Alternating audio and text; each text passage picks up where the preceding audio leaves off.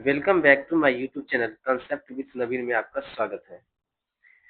आज का class biology का है, जिसमें से 90 क्वेश्चन का संग्रह किया गया है जो आपके एग्जाम में आने की संभावना है। तो चलिए स्टार्ट करते हैं। क्वेश्चन नंबर 1 में कहा गया ग्रहणी भाग है। ऑप्शन ए मुख गुहा का, ऑप्शन बी अमाशय का, ऑप्शन सी बड़ी आंत का, ऑप्शन डी छोटी आंत का। तो इसका ऑप्शन बी चला जाएगा, छोटी आंत का, क्योंकि आप लोग को पता है इसमें छोटी आंत बड़ी आंत की जो भाग होती है उनकी जोड़ को क्या कहते हैं? सीकम। याद है ना? छोटी आंत और बड़ी आंत की जोड़ को कहते हैं सीकम कहते हैं। जबकि छोटी आंत में कितनी भाग होती है? 3 भाग होती है, जिसमें से एक को कहा जाता है आपका ग्रहणी, जो मुख्य भाग है आपका। फिर होता है मध्य भाग जेजुनम, फिर होता है इलियम। जो पचे हुए भोजन का अवशोषण भी कहाँ होता है? छोटी आंत के इलियम में होता है। चलिए आगे की क्वेश्चन देखते हैं। कहा परजीवी पौधा का एक उदाहरण है। जो परजीवी पौधे होते हैं उसका एक उदाहरण है।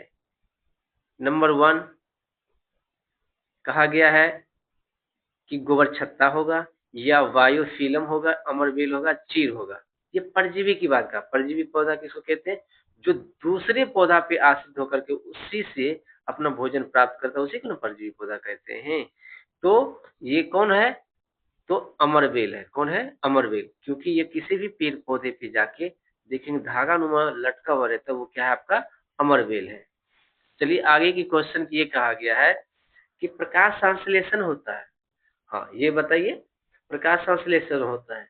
ऑप्शन ए सुबह शाम, ऑप्शन बी केवल दिन में, ऑप्शन सी दिन रात, या डी केवल रात में। तो देखते हैं किसमें होगा आपका। बोलिए। तो सर केवल दिन में होगा। क्रामाकुचन गति पाई जाती है कोलन में, ग्रास नली में, अग्नाशय में, या छोटी आंत में। तो ये जो होता है क्रामाकुचन, क्रामाकुचन पहले किसे कहते हैं? कुछ याद आ रहा है?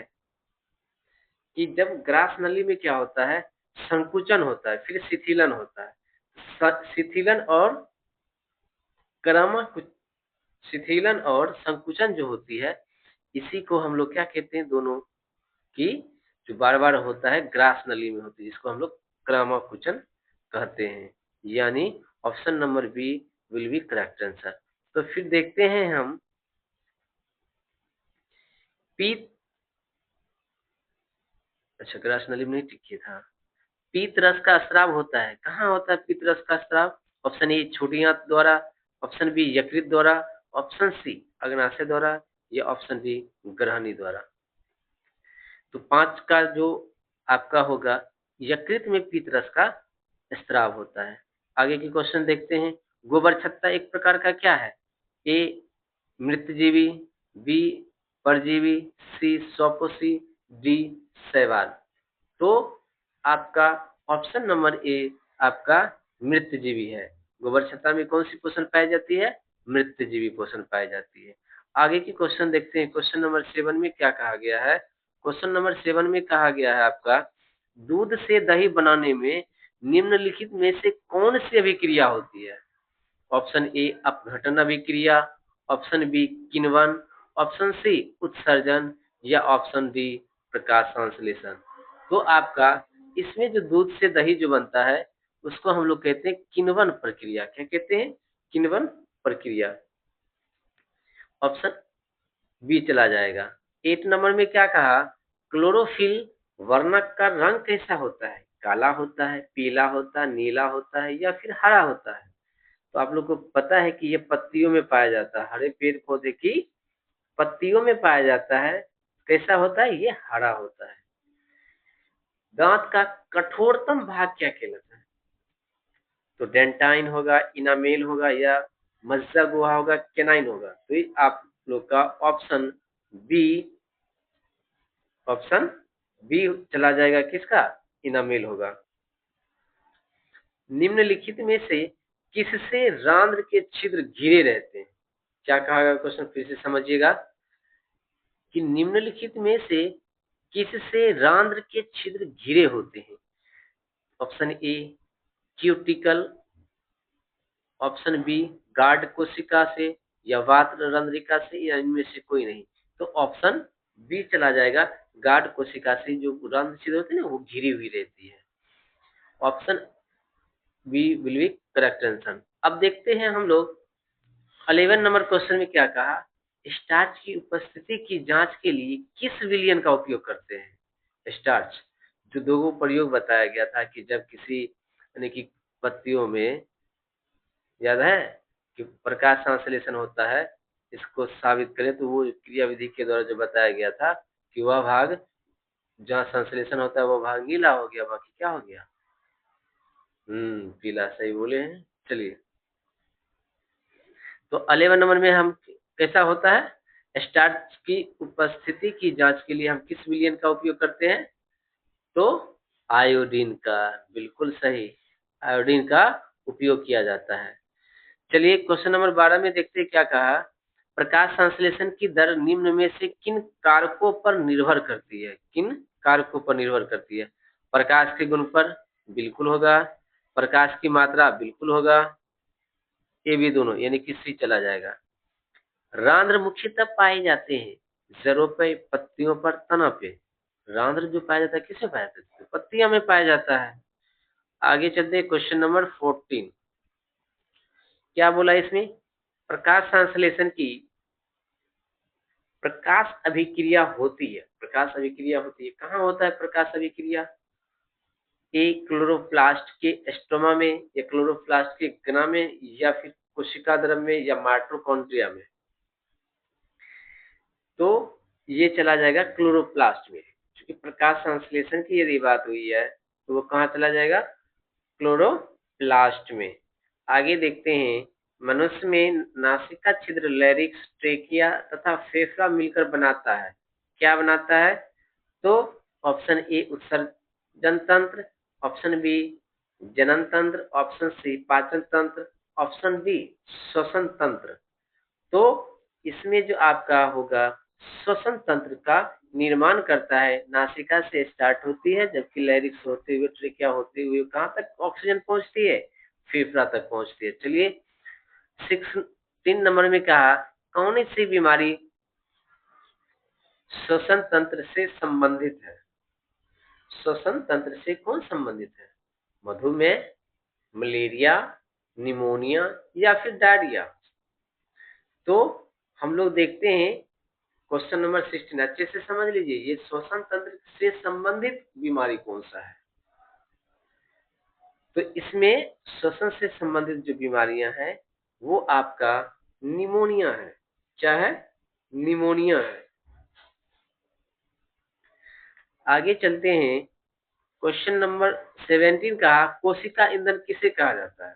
तो कोशिका ईंधन की मैं बात करूं तो प्रोटीन को कहा जाता है, या ग्लूकोज को कहा जाता है, या वसा, या इनमें से कोई नहीं। सर आप ही तो बताएं ना, ग्लूकोज में होता है कोशिका ईंधन। किसको कहा जाता है? ग्लूकोज। ग्लूकोज के ही वजह से ना हम लोगों की ऊर्जा मिलती है। चलिए आगे हम लोग देखते हैं, 18 नंबर में कहा, एटीपी में फास्फेट की संख्या कितनी होती है?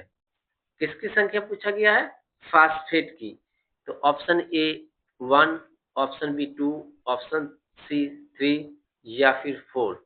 तो चला जाएगा इसमें, किसमें चला जाएगा? ये आपका 3 हो जाएगा। ओके। मछली में श्वसन होता है मुंह के द्वारा, गिल्स के द्वारा, नाक के द्वारा, या फेफड़ा के द्वारा। तो ये आपका गिल्स के द्वारा होगा। फेफड़ा के द्वारा तो मनुष्य में होता है। आप लोग कृपया ध्यान से ही देखें, इस क्वेश्चन को अगर हम देख के जाते हैं आप लोग एग्जाम में, तो आई होप कि एक भी क्वेश्चन आप लोगों को मायूस नहीं करेगा। जितना बायोलॉजी का क्वेश्चन पूछा जाएगा वो मेरे ही पीडीएफ से रहेगा, आप अच्छे से देख लें क्योंकि हमने उस क्वेश्चन को सिलेक्ट किया है जो एग्जाम में आएगा ही आएगा, और उसे थोड़ा बढ़ा के भी दिए ताकि इससे बाहर कभी पूछ ना पाए। तो इसीलिए आप अच्छे से देखें और याद भी रखें ताकि एग्जाम हॉल में आप लोग को स्वतः बनाने में मदद करे। चलिए हम लोग आगे देखते हैं। आप लोग थोड़ा बोर जो होते हैं फील करते हैं तो इंटरेस्ट लेके पढ़िए ताकि अच्छे से याद हो सके, नहीं तो पता चलेगा चल रहा वीडियो इधर और सो रहे हैं उधर। ऐसा भी होता है कि आप वीडियो को चला दिए हैं, आप मस्ती में किसी से बात कर रहे हैं, हाय कैसे हो, खैर कोई बात नहीं, चलिए आगे हम लोग चलते हैं। पढ़िए, मस्ती से पढ़िए। तो हम लोग कहाँ थे? 18। चलिए 18 हो गया था, 19 पे थे। अच्छा 19 भी हो गया था गिल्स। आगे हम लोग चलते हैं क्वेश्चन नंबर 20। 20 में क्या कहा है? कौन सी गैस श्वसन क्रिया में मुक्त होती है? अच्छा श्वसन क्रिया, श्वसन क्रिया की बात करेंगे सर, हम तो ऑक्सीजन लेते हैं। क्या लेते हैं? ऑक्सीजन लेते हैं। छोड़ते क्या है? Carbon dioxide. चलिए डी हो गया, इसमें कोई सोचने की बात नहीं थी। ग्लूकोज के पूर्ण ऑक्सीकरण से क्या मुक्त होता है? पूर्ण अगर ऑक्सीकरण होगा ग्लूकोज का तो क्या मुक्त होगा? ऑप्शन ए सिर्फ CO2, ऑप्शन बी सिर्फ ऊर्जा, ऑप्शन सी H2O, या इनमें से सभी। तो देखिए ग्लूकोज का पूर्ण ऑक्सीकरण होगा तो हम लोग को ऊर्जा भी मिलता है, और क्या मिलता है? CO2 भी मिलता है, ये भी होगा, ये भी होगा, H2O जाते हैं ना। तो ये हो जाएगा आपका option number D correct answer. ATP का विस्तारित रूप क्या है? एटीपी का विस्तारित रूप क्या है? एडिनोसिन ट्राइफॉस्फेट, यानी कि सी। चलिए आगे चलते हैं। क्वेश्चन नंबर आपका 23। इसमें क्या कहा? ये रंध्र का मुख्य कार्य क्या है? रंध्र का मुख्य कार्य क्या है? प्रकाश संश्लेषण, गैसों का विनिमय एवं वाष्प उत्सर्जन, या फिर पोषण भोजन का परिवहन। तो ऑप्शन बी चला जाएगा, गैस का विनिमय, क्योंकि ये क्या करता है?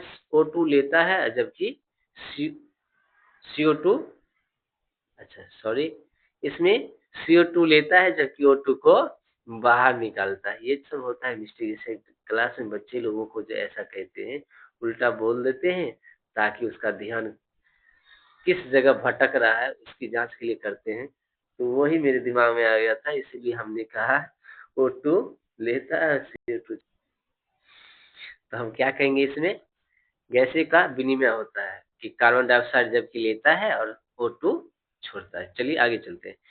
निम्नलिखित में से कौन रक्त का थक्का जमने के लिए उत्तरदायी है? रक्त बिंबाणु, तो सर यहीं पे फटाक से टिक मार दीजिएगा, रक्त बिंबाणु ही हो जाएगा। चलिए, पौधे के वायवीय भागों में जल का स्टोमाटा द्वारा वाष्प के रूप में निष्कासन कहलाता है।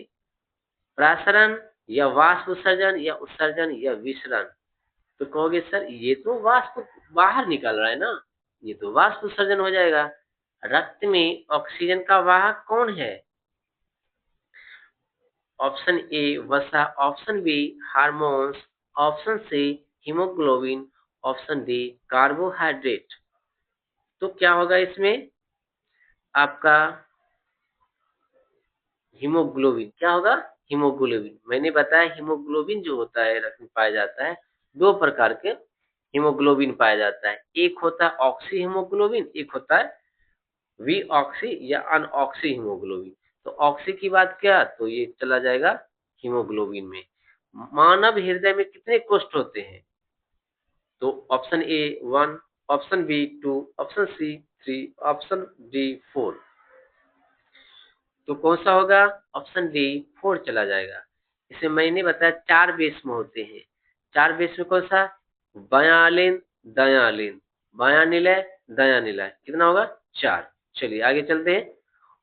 28 में क्या कहा है? रक्त का लाल रंग निम्नलिखित में से किस प्रोटीन की उपस्थिति के कारण होता है? देखिए ये नहीं पूछा गया रक्त का लाल रंग किसके कारण होता है, कहा किसकी उपस्थिति के कारण होता है। इस पे भी आप लोगों को ध्यान देनी है। चलिए, क्वेश्चन सिंपल है ना, ये किसी भी प्रकार से आप पूछिए, लेकिन होगा तो हीमोग्लोबिन ही। चलिए, थैंक यू।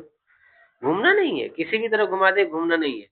कोशिका झिल्ली किस प्रकार की झिल्ली होती है? कोशिका झिल्ली, क्योंकि हम लोग में, जीवों में पाया जाता है, हम लोग में पाया जाता है कोशिका झिल्ली, लेकिन पेड़ पौधे में कोशिका भित्ति भी पाई जाती है। कोशिका झिल्ली के ऊपर जो रहती है परत, उसको कोशिका भित्ति कहते हैं। लेकिन कोशिका झिल्ली की बात का जो हम लोगों में पाई जाती है, वह, ये पूछा गया, ऑप्शन ए पारगम्य होगा, ऑप्शन बी अपारगम्य होगा, ऑप्शन सी अर्ध पारगम्य होगा, या इनमें से कोई नहीं। तो ये क्या है? अर्धपारगम्य होगा। क्या होगा? अर्धपारगम्य होगा।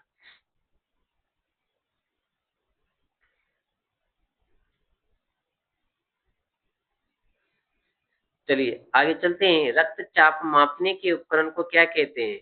Option A stethoscope, option B lactometer, option C ammeter, option D sphygmomanometer. तो कौन सा होगा? Option D sphygmomanometer. ठीक है, अब चलते हैं 31। क्या हो जाएगा? 31। 31 में क्या कहा है कि लसिका का रंग कैसा होता है? लसिका, ऑप्शन ए हरा होगा, ऑप्शन बी लाल होगा, ऑप्शन सी हल्का नीला होगा, या हल्का पीला होगा। तो ऑप्शन डी चला जाएगा। कैसा होगा? हल्का पीला होगा लसिका का रंग। ऑक्सीजन के परिवहन के लिए जिम्मेदार रक्त का घटक है। Option A RBC, option B WBC, option C रक्त पट्टिकाणु, या इनमें से सभी।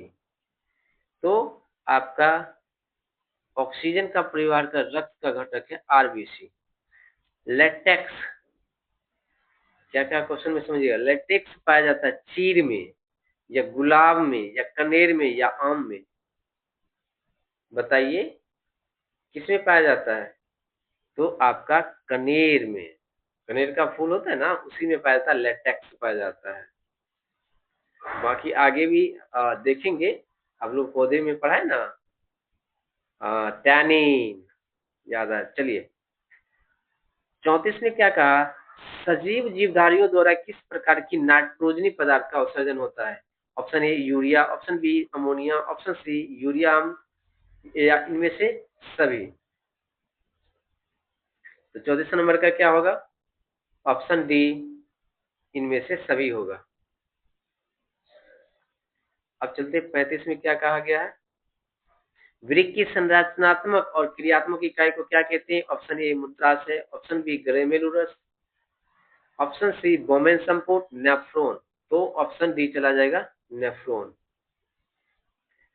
अब कहा 36 नंबर में क्या कहा? वृक्क सहायता प्रदान करता है। वृक्क क्या करता है? सहायता प्रदान। वृक्क सहायता प्रदान करता है आपका ऑप्शन ए श्वसन में, ऑप्शन बी जनन में, या ऑप्शन सी उत्सर्जन में, या पाचन में। तो क्या चला जाएगा? उत्सर्जन में, क्योंकि हमारे उत्सर्जन का डिफिनेशन क्या है कि जो हमारे शरीर में अनुपयोगी पदार्थ है, उसे हम लोगों के शरीर से बाहर निकालने की जो क्रिया करता है, वही तो उत्सर्जन कहलाती है। तो उसके लिए कौन उत्तरदायी है? वृक्क। वृक्क में भी पढ़ाएंगे, 3 क्रिया होता है ना, 3 चरणों में पूरा होता है। ग्रेन्युलर फिल्ट्रेशन होता है, फिर क्या होता है? पुनर्अवशोषण होता है ना। चलिए, ये क्या हुआ? पुनर्स्रवण हुआ। चलिए देखते हैं, ये हो गया आपका उत्सर्जन।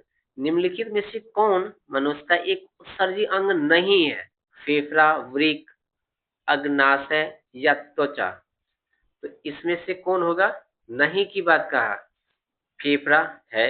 क्यों? क्योंकि इसमें सर CO2 बाहर निकलता है, वृक्क मूत्र निकलता है।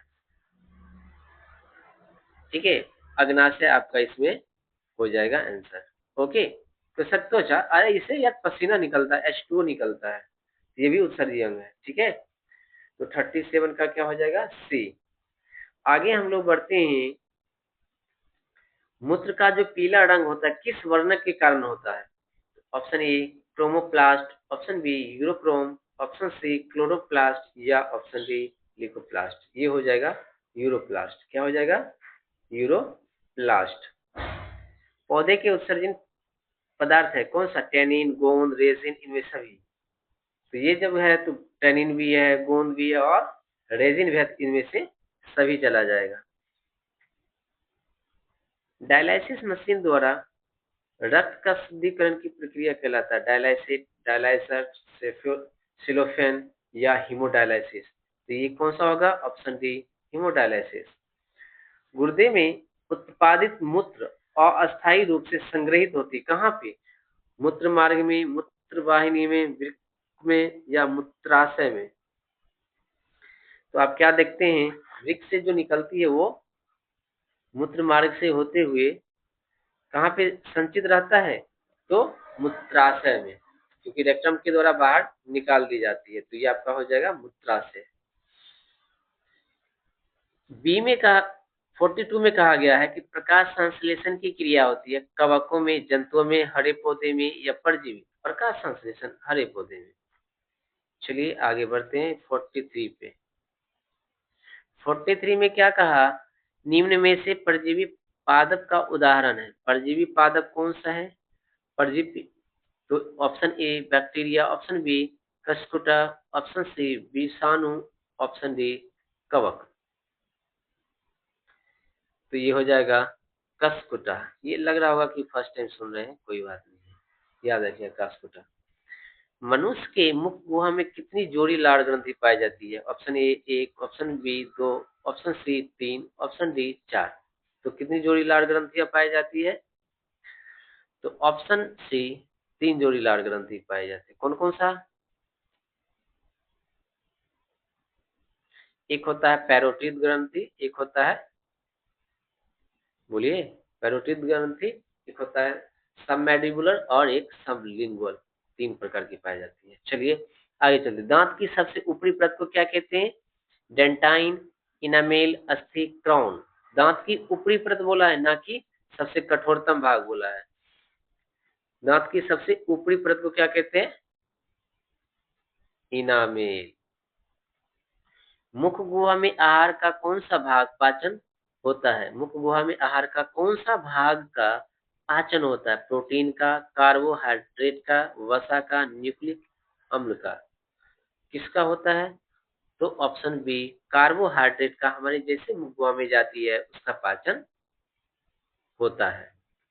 चलिए 47 में क्या कहा गया है कि मुख गुहा सॉरी शरीर की सबसे बड़ी ग्रंथि कौन सी है? लाड़ ग्रंथि, अमाशय, यकृत या थायराइड। तो सबसे बड़ी ग्रंथि की बात की जाए तो यकृत हो जाएगा। क्या होगा? यकृत। 43 में कहा पीत कहाँ से स्रावित होता है? पीत की अगर बात करें तो अमाशय, मुख गुहा, यकृत या छोटी आंत। तो यकृत हो जाएगा। क्या हो जाएगा? यकृत। ये दोनों एक लगातार क्वेश्चन में हो गया। 49 में क्या कहा? इनमें स्वपोषी कौन है? हरे पौधे है, कीट है, मछली है या इनमें सभी हुआ? तो ये चला जाएगा, हरे पौधे में स्वपोषी होते, बाकी तो ये परपोषी है। सर मछली, अरे मछली भी होगा, छोटी मछली को वो नहीं खाता, परपोषी है ना। बात समझ में आ रहा ना? चलिए 50 में देखते हैं। यह आहार नाल का सबसे लंबा भाग है, कौन सा है? क्षुद्रांश यानी छोटी आंत, बड़ी आंत, अमाशय या इनमें से कोई नहीं। तो 50 नंबर क्या हो जाएगा? छोटी आंत। ये मत सोचना छोटी है मतलब छोटी आंत, ना ना, ये सबसे बड़ी भाग होती है।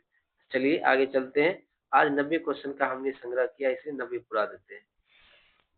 51 में कहा ट्रिप्सिन एंजाइम का कार्य है। ट्रिप्सिन जो एंजाइम पाया जाता है उसका क्या कार्य है? उसका कार्य है प्रोटीन का पाचन करना, वसा का पाचन करना या कार्बोहाइड्रेट का पाचन करना या इनमें से सभी का पाचन करना। तो ऑप्शन ए प्रोटीन का पाचन करना। मनुष्य के आहार नाल में एक अवशेषी अंग है, सीकम, कोलन, रेक्टम, अपेंडिक्स। तो चला जाएगा ये अपेंडिक्स में चला जाएगा। अमीबा अपना भोजन कैसे पकड़ता है? स्पर्शक द्वारा, जीभ द्वारा, कूटपाद द्वारा या मुंह द्वारा। तो ऑप्शन नंबर जो सी होगा, ये अपना भोजन भी करता है किसके द्वारा? कूटपाद के द्वारा।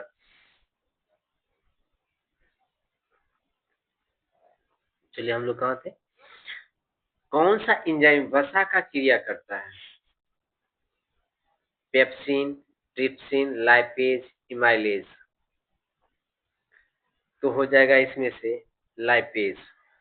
जब किसी अभिक्रिया के समय किसी पदार्थ में ऑक्सीजन की वृद्धि होती है तो निम्नलिखित में से क्या कहा जाता है? उपचयन, अपचयन, संक्षारण। अच्छा, ये तो केमिस्ट्री में भी क्वेश्चन मैंने करवाया था।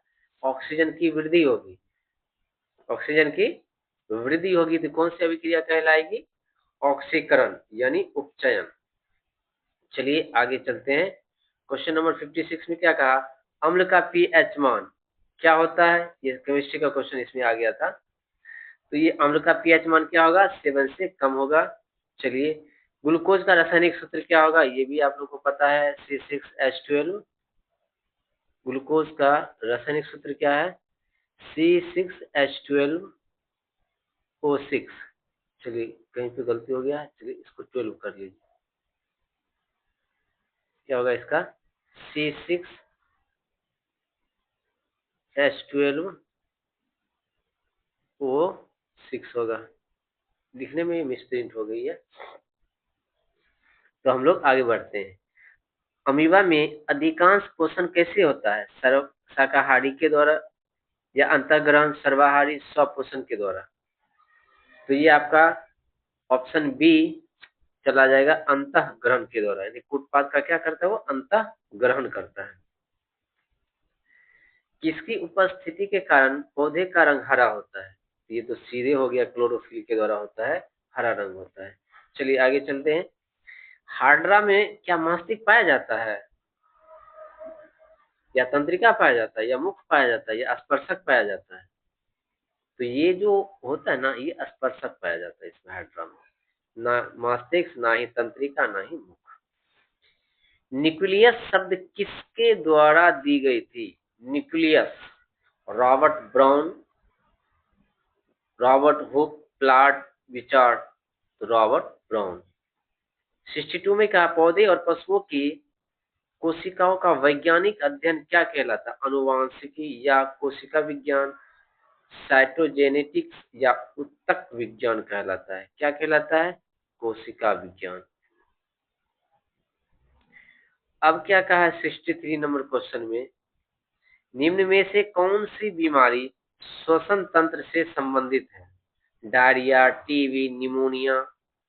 तो ऐसा क्वेश्चन मैंने रिपीट किया है, ऐसा क्वेश्चन आप लोग को लग रहा होगा रिपीट आया है। 63 नंबर क्वेश्चन तो किसके द्वारा होता है? डायरिया। तो ये तो नहीं है, पेट फ्री होता है डायरिया, श्वसन की वजह से नहीं होता है। हाँ, श्वसन की वजह से टीबी होता है। और क्या होता है? निमोनिया। चलिए अगला क्वेश्चन का, किस प्रकार के श्वसन से अधिक ऊर्जा मुक्त होता है? वायवीय या अवायवीय या दोनों? तो 64 में वायवीय। क्यों? क्योंकि ये ऑक्सीजन की उपस्थिति में होती है, इसलिए ज्यादा ऊर्जा मुक्त होती है। मछली का श्वसन अंग है क्या है? गिल्स, ट्रेकिया, त्वचा, फेफड़ा। तो गिल्स हो जाएगा। रिपीटेड क्वेश्चन में मैं समय नहीं लेता हूँ। पौधे में गैसों का आदान प्रदान किसके द्वारा होता है? रंध्र, जड़, तना, टहनी। किसके द्वारा होता है? टहनी के द्वारा। किसके द्वारा? बोलिए। रंध्र के द्वारा। चलिए, तिलचट्टा में कितने जोड़े स्वस्थ रंध्र पाए जाते हैं? तिलचट्टा की मैंने बात किया, तो इसमें चला जाएगा 10। श्वसन के अंतिम उत्पाद क्या होते हैं? श्वसन जब होता है क्रिया, वो तो जो ऑप्शन है उसके अकॉर्डिंग चलेंगे तो पेड़ पौधा में ना। तो पूछा अंतिम उत्पाद क्या होता है? तो CO2 होता है, बिल्कुल होता है। H2O भी होता है, CO2 और ऊर्जा भी होता है, CO2 और ऊर्जा भी होता है। CO2, H2O और ऊर्जा तीनों होता है। पौधे में श्वसन होता है, जड़ में, पत्तियों में, तना में, या इनमें से सभी? तो इसमें से सभी में होता है श्वसन की क्रिया। चलिए 70 नंबर जल्दी जल्दी हम लोग करते हैं। ब्रेन हैमरेज का मुख्य कारण है किसके द्वारा? ब्रेन हेमरेज का क्या कारण है? हृदयघात या पक्षघात या हाइपरटेंशन या हाइपोटेंशन, तो कौन सा होगा 70 का? तो ये जो किसी को अगर होता है, ब्रेन हेमरेज की बात करें, तो ये जो किसके कारण होता है? High blood pressure, low blood pressure जो बताएं, जो स्फिग्नोमैनोमीटर के द्वारा इसे मेजर किया जाता है, उसी में जब हाई हो जाता है तो उसका ब्रेन क्या हो जाता है? हेमरेज हो जाता है। तो किसके वजह से होता है? ऑप्शन डी, हाइपरटेंशन की वजह से।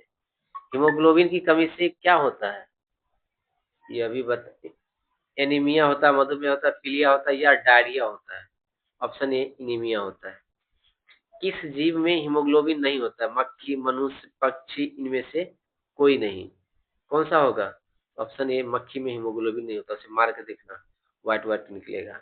रुधिर क्या है? एपिथेलियल, एपिथेलियल होगा उत्तक, या पेशी उत्तक होगा, या तंत्रिका, या तरल संयोजी उत्तक? तो ये तरल संयोजी उत्तक। इसका पीएच मान बता सकते हैं कितना होता है? 7.4। चलिए 74 में क्या कहा है? खाद्य पदार्थों का पौधे में स्थानांतरण का मुख्य रूप कौन है? Sucrose, glucose, starch, protein? Option A, sucrose. आगे बढ़ते हैं, चलिए 16 क्वेश्चन ही मात्र बचा हुआ है, देख के कंप्लीट करते हैं।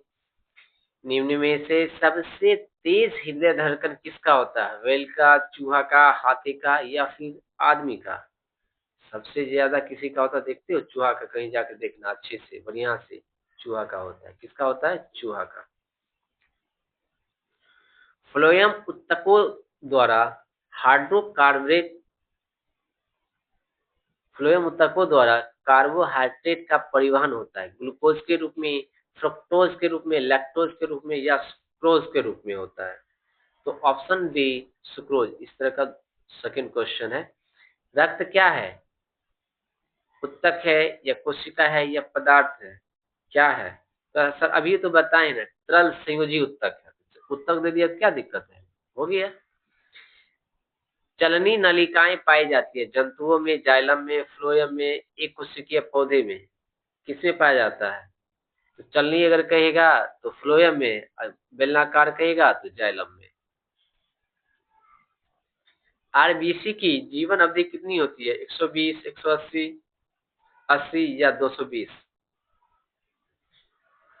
तो इसका होगा 120। मानव हृदय घिरा होता है परिकार्डियम से, जाइलम से, फ्लोएम से, या प्लाज्मा से? तो ऑप्शन ए, पेरिकार्डियम हो जाएगा। ऑक्सीजन का वाहक है डब्ल्यूबीसी, लसिका, आरबीसी, या इनमें से कोई नहीं? Option A, WBC. Option A क्या होगा? डब्ल्यूबीसी।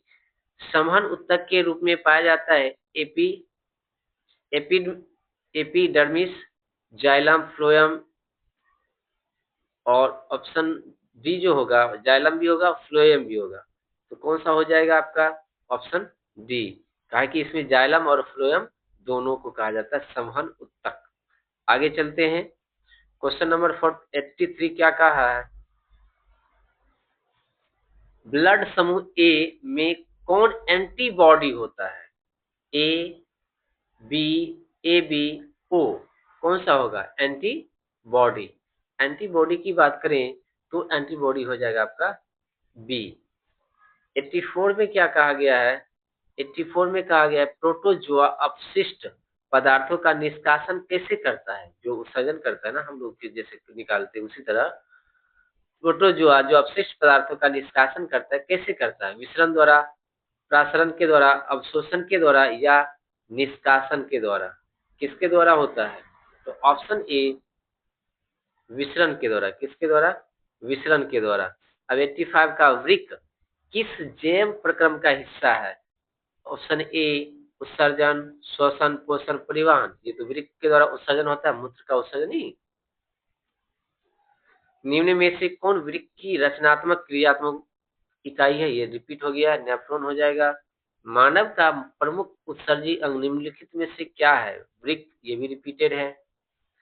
चलिए आगे बढ़ते जाते हैं। सजीव जीवधारियों द्वारा किस प्रकार की नाइट्रोजनी पदार्थ का उत्सर्जन होता है? अमोनिया या यूरिक अम्ल, ऑप्शन सी यूरिया या ऑप्शन डी इनमें से सभी। तो ऑप्शन डी हो जाएगा इसमें सभी। पौधे में उत्सर्जित पदार्थ है, गोंद है, टेनिन है, रेजिन है या इनमें से सभी? तो ये आपको पता होगा कि ये रिपीटेड क्वेश्चन है, ऑप्शन बी चला जाएगा। 90 में कहा मनुष्य में वृक्क निम्न में से किससे संबंधित है? ये भी रिपीटेड है, तो किससे संबंधित है? ऑप्शन डी उत्सर्जन से। चलिए, thank you for watching my video.